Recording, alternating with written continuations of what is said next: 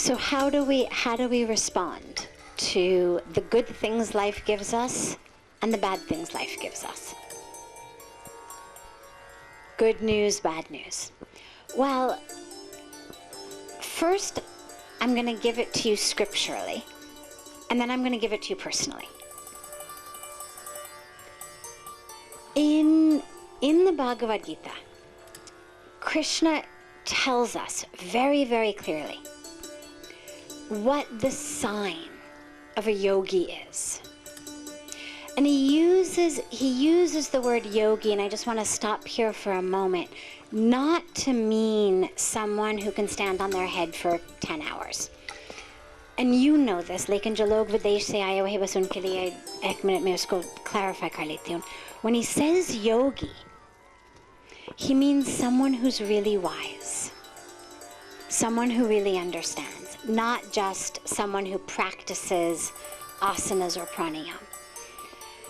So, a yogi, he says, is the same, balanced, in success and failure, sickness, health, joy, sorrow, good news and bad news. I don't think, though, and I'm far from a scholar on this, but I don't think that what he's advocating is a total sort of flat-lined emotional life in which we don't respond to the world around us. And the reason that I say that is so much of the scriptures is so full of great love and great joy and great ecstasy and great sacrifice and great sorrow. I mean, there's a beautiful part at the end of the Mahabharata when Krishna comes to Kunti and says, "Ask for anything, I'll give you anything." And she says, "Give me pain. Because in pain, I remember you." So if she's asking for pain because in pain I remember God, then clearly he can't be saying, "I don't even notice when it's painful and when it's pleasurable."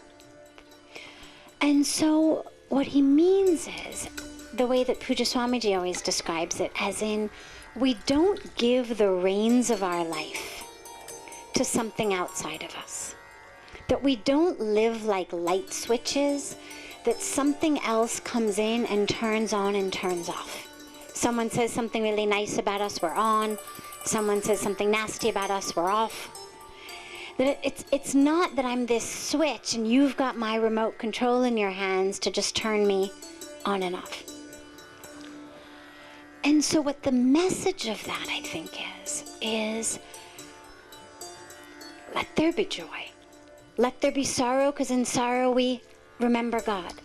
But let it not be determined by things that have no bearing on our real purpose of life. Let us in every moment understand what actually has bearing on what I've taken birth for.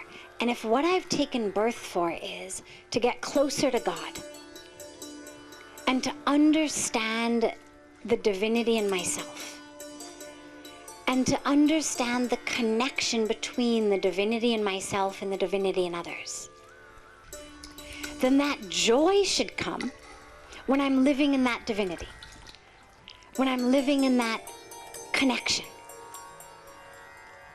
And the sorrow should come when I'm feeling separate from that. Not because some project worked or it didn't work, or so-and-so said something or didn't say something, or someone looked at us in a certain way or didn't look at us in a certain way. That it's to remind us that these are not what we're supposed to anchor ourselves in. You know, Pujya Swamiji always talks about the ocean and how most of us anchor ourselves in the waves on top of the ocean. Something good happens, we go up. Something bad happens, we come down. Just like the waves. And if you live like that, the problem is that there's lots of ups, but then there's an equal number of downs. And you spend your whole life going up and down and up and down and up and down. And you wonder, why is it so stormy? Because that's the nature of the sea. There's no such thing as a wave that just keeps going up and up and up and up and up. Either it's vacillates like this, or it goes way up and then way down. If it goes up, it comes down. And that's why the point is, rather than anchoring yourself to that, anchor yourself in the depths of the ocean that never goes up and down, has no idea that there's a storm, doesn't know it's low tide or high tide.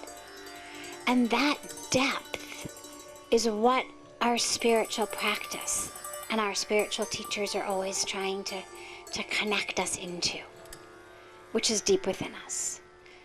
So it's not about becoming non-emotional, not experiencing joy or sorrow, but that comes from within, rather than something that someone from outside is doing to me via a letter, a text message, an email, some form of communication, or sending me news.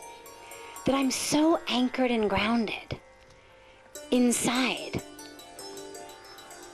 that storm on the outside isn't impacting me. The other thing that Pujya Swamiji always says about that in terms of good news and bad news is he says, you know, in our emails, when we're checking our inbox, inevitably there's junk mail.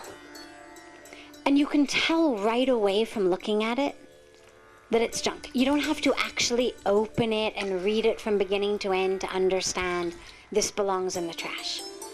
And he says, make a commitment to yourself that you won't take any junk mail into your life, just like we don't take any junk mail in our inboxes. No one has time for it. You're sitting in the morning checking your emails. Whatever we see that's junk, we just delete, delete, delete. And it's horrible stuff. It's profane. I mean, the most harmless stuff is just trying to sell us things. Most of it is actually really quite profane. And if we read it, it would probably bother us. It would, you know, insult our sensibilities of... But it doesn't bother us because we understand it's junk. And it's not about me. And so if we can bring that practice into our lives, then all of that junk mail that comes to us, we don't even let it in the system.